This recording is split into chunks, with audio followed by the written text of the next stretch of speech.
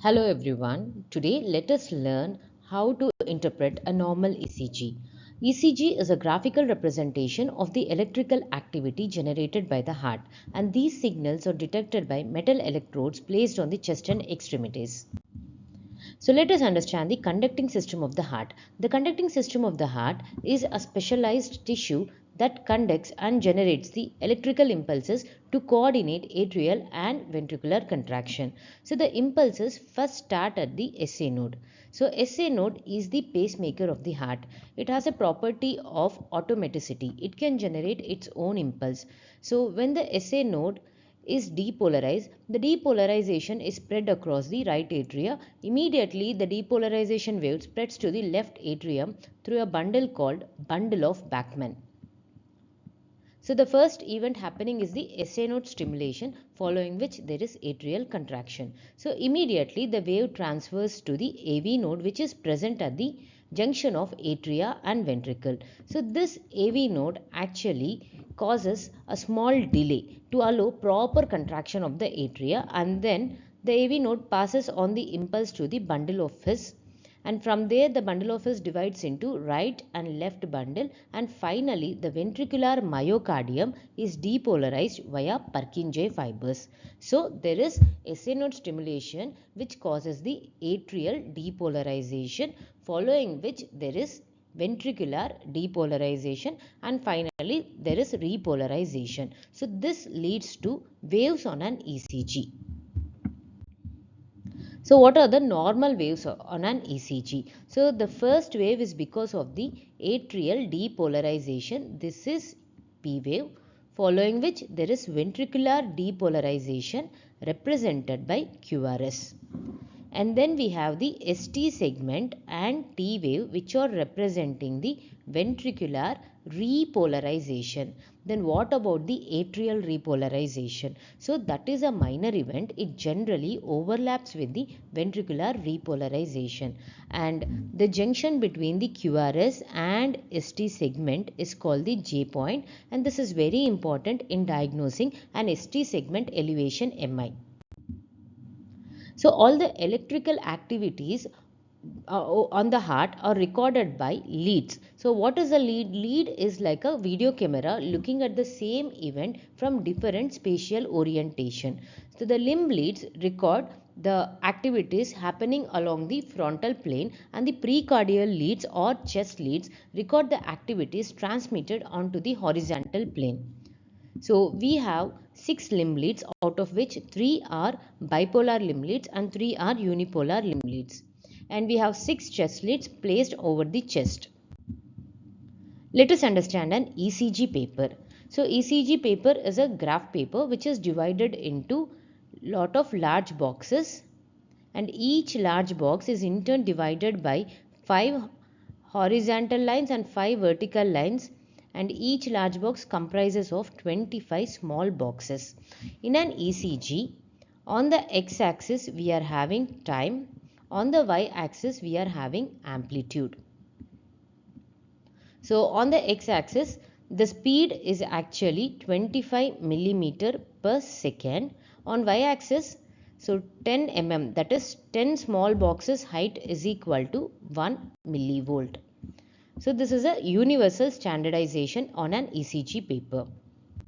So now let us go into a stepwise approach of interpreting a normal ECG. The first step is to identify whether the ECG is standardized or not. So if you can find a mark like this on an ECG, it means the ECG is standardized. So what is the standardization? So in the last slide we have already discussed the speed of the ECG is 25 millimeter per second on the x-axis. On the y-axis, the height of 10 small boxes, that is 10 mm, is equal to 1 millivolt. So if you find a mark like this, it means the speed and the amplitude are fixed. This is universal standardization, and only if the ECG is standardized we can apply the rules of ECG, which we are going to learn in the future slides. So with this we can come to one conclusion. So it means 25 millimeter is the speed traveled by the ECG paper in 1 second.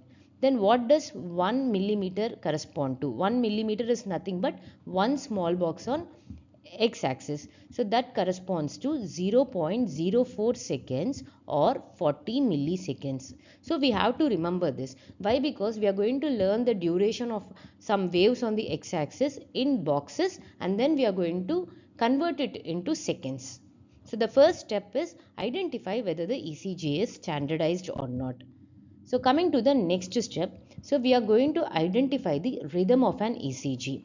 So for that, first you have to identify the R wave. So you have to measure the RR distance. What is the distance between two R waves? If the distance between the two R waves is constant, it means we are dealing with a regular ECG. The heartbeat is regular in this ECG. Then we are going to see whether the ECG is in normal sinus rhythm or not. So as we already told you, normal sinus rhythm means the atrial contraction is followed by the ventricular contraction. It is nothing but atrial depolarization followed by ventricular depolarization. It means P wave is followed by QRS. So if you see this strip, we are finding a P wave followed by QRS. It means this ECG is in regular normal sinus rhythm. So the second thing we are going to see on an ECG is to identify whether it is in a regular sinus rhythm or not. And the third thing is we are going to calculate the rate of an ECG. So we have a formula called 1500 by number of small boxes between two RR interval. So identify the RR interval, and for this if you want to apply this formula, the RR interval should be constant. So we have already verified in the previous step whether the ECG is regular or not. If the ECG is regular, then we are using this formula, that is 1500 by number of small boxes between two RR intervals. For example, let us suppose if the distance between two RR intervals is around, the number of small boxes between two RR intervals is around 20. Then it means the speed of the ECG is 75. So the rate of the heart rate in this ECG is around 75. So based on this, we are identifying whether the patient is having normal heart rate or any abnormal heart rate. Normal resting heart rate is between 60 to 100. So anything less than 60 is called as bradycardia, and greater than 100 is called tachycardia. So in the third step, we are going to identify whether the rate is normal or is there any bradycardia or tachycardia. So the fourth step in interpreting an ECG is to analyze the P wave. So P wave is because of atrial depolarization. So the depolarization wave spreads in down and leftward direction, which is in the direction of positive pole of lead 2. That's why P wave is always positive in lead 2. So if you want to look for P wave, first look at lead 2. So mostly P wave should be positive in lead 2 and negative in AVR. So after identifying the P wave, now we are going to know what is a normal P wave. So normal P wave, the duration, that is on x-axis, it should be less than 3 small boxes. So one small box on x-axis is equal to 40 milliseconds. It means the duration of the P wave should be less than 120 milliseconds. On y-axis, the height should be less than 2.5 small boxes. So what if the P wave is greater than 120 milliseconds? We call it a wide P wave, and this is called as P mitral. Similarly, if the height is greater than 2.5 small boxes, we call it a tall P wave, also called as P pulmonale. So after identifying the P wave and after interpreting whether the P wave is normal or not, we are going to the next step in an ECG, that is the PR interval. So PR interval is from beginning of P wave to the beginning of the QRS. So this is very, very important.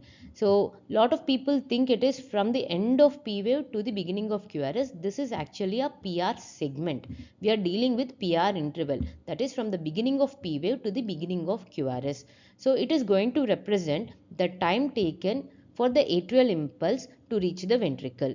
So normal PR interval is between 3 to 5 small boxes. So 3 to 5 small boxes means 120 to 200 milliseconds. So PR interval can be normal, that is 3 to 5 small boxes, or it can be short or it can be prolonged. So it is generally short in WPW syndrome and it is prolonged in heart blocks. The next step in interpreting an ECG is to identify the QRS and interpret the QRS. So in QRS, we have three important steps. The first step in QRS is to measure the duration of the QRS. So duration is nothing but the width of the QRS from the beginning of the Q wave to the end of the S. So this is your duration. So normal duration is less than 3 small boxes, that is less than 120 milliseconds. So in which lead are you going to measure the QRS? In any lead you can measure. In which lead the QRS is very prominent, you are going to measure it. So the width should be less than 3 small boxes or 120 milliseconds. So what if the QRS is wide or broad? If it is greater than 120 milliseconds, we call it as a broad QRS complex. So broad QRS complex is seen in bundle branch blocks. So the first step in QRS, we are going to look for the duration of the QRS. The second thing is we are going to look for any pathological Q waves. So normally also you can find Q waves because of the septal depolarization. So this will be less than 2 small boxes in depth. If the Q wave is greater than 2 small boxes, if it is greater than 2 small boxes in depth, we call it as a pathological Q wave. So in this ECG, you can find a pathological Q wave, a deep Q wave in lead 2, 3 and AVF. So what does this pathological Q wave signify? A pathological Q wave signify an old infarction. So any Q wave which is greater than 2 small boxes in depth is called pathological Q wave. There is one exception. If you find pathological Q waves in lead 3 and AVR, we are not going to consider them as pathological. So pathological Q waves in lead 3 and AVR are generally normal. So this is the second step in QRS interpretation. The first step is duration. The second step is to identify whether there is any pathological Q waves. So coming to the third step, it is for the R wave progression. So as we move from V1 to V6, the ventricular depolarization vector shifts from right to left ventricle. So as a result, the R wave amplitude is going to increase. So if you see here in this ECG, in V1 R is very minimal. Slowly R is becoming more prominent when we come towards V6. So from V1 to V6, so the R wave should increase or the amplitude should increase. So this is normal R wave progression. If this is not happening, if there is a persistence of S wave even in V6, we call it as poor R wave progression. So three important things which we are going to look in QRS is the duration of the QRS, any pathological Q waves, and how is the R wave progression. So after QRS, we are going to ST segment. So this ST segment is an isoelectric phase, nothing but it is a straight line. So I already discussed the junction between the QRS and ST segment is called J point.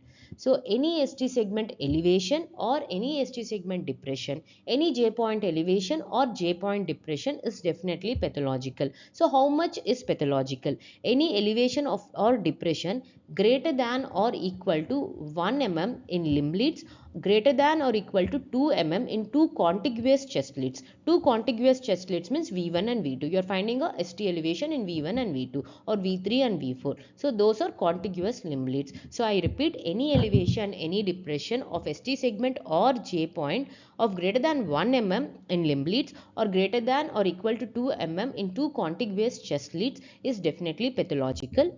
So if there is ST segment elevation, we call it as STEMI, ST segment elevation MI, and ST segment elevation has a localizing value. So what is this localizing? If you are finding ST elevation in V1 to V4, it means it is an anteroseptal MI. So the anterior and the septum is involved, and similarly ST elevation in 1 AVL, V5 and V6 means we are dealing with lateral wall MI.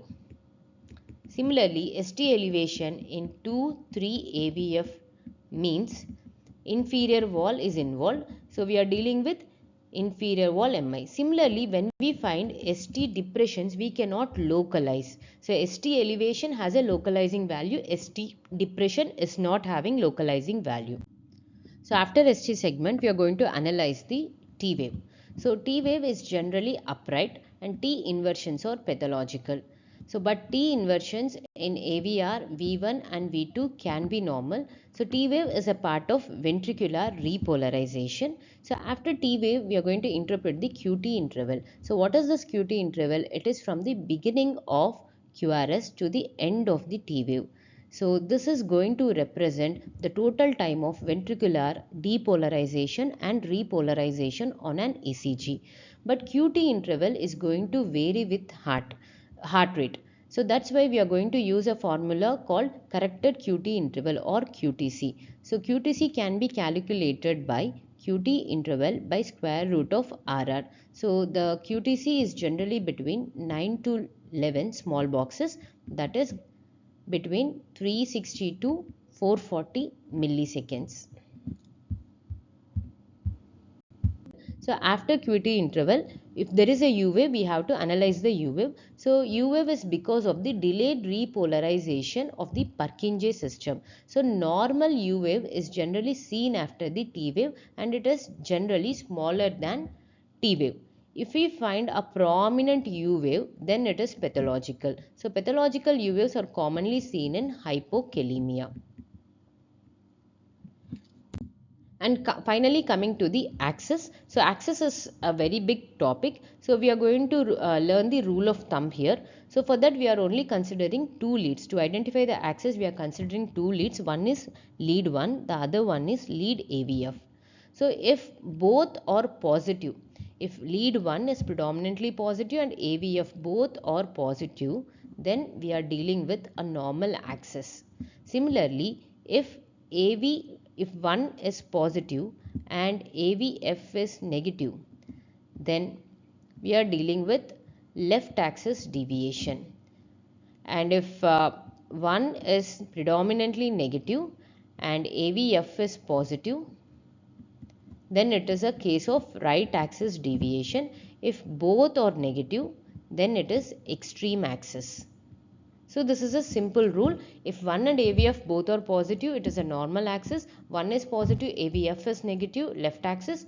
1 is negative, AVF is positive, right axis. Both are negative, it is extreme axis. So this is in brief about interpreting an ECG.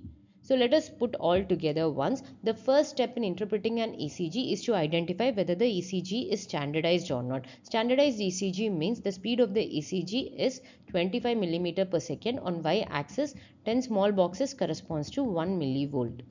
The next thing is identify whether the ECG is in regular sinus rhythm or not. So for that first you have to measure the RR interval or the distance between two RR waves. If it is constant, then you have to see whether P wave is followed by QRS. If this is there, then we are interpreting a regular normal sinus rhythm ECG.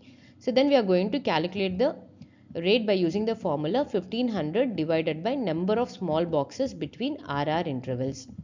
The fourth step is to identify the P wave. So P wave is best seen in lead 2. It should always be upright. So coming to the height and width. So the width of the Q wave should be less than 3 small boxes and the height of the P wave should be less than 2.5 small boxes. So one small box corresponds to 40 milliseconds on x-axis. The next thing is PR interval, the fifth step. So PR interval is from beginning of P wave to the beginning of the QRS. Normal PR interval is between 3 to 5 small. So the sixth step in interpreting an ECG is to interpret the QRS. The first step in QRS is to measure the width of the QRS. The width of the QRS should be less than 3 small boxes or less than 120 milliseconds. So if it is greater than 3 small boxes, then there is a broad QRS, then we are dealing with bundle branch block. The next step is to identify the pathological Q waves. So any Q wave greater than 2 small boxes in depth is pathological, but pathological Q waves can be normal in lead 3 and AVR. Then we are going to look for the R wave progression, that is from V1 to V6 there should be an increase in the R wave amplitude. So after that we are going for ST segment. So any ST segment elevation or depression is pathological. So how much elevation or depression? So any elevation or depression greater than 1 small box or 1 mm in the limb leads. Any elevation or depression greater than 2 small boxes or 2 mm in 2 contiguous chest leads is pathological. Then we go to interpret the T wave. So T wave should be upright. T inversions are pathological, but T inversions in lead 3 AVR can be normal, and sometimes in V1 and V2 also can be normal. U waves are generally seen after the T waves, they are small. If U wave is prominent, then it is a pathological U wave. Coming to the QT interval is from the beginning of QRS to the end of the T wave. So this is going to vary with heart rate. That's why we calculate the corrected QT interval with the formula QT by square root of RR. So normal QT interval is between 9 to 11 small boxes, that is 360 to 440 milliseconds. And finally axis we are going to determine by using two leads, 1 and AVF. If both are positive, it is normal axis. So 1 is positive and AVF is negative, left axis. 1 is negative, AVF is positive, it is right axis. So this is in brief about interpreting a normal ECG. Thank you.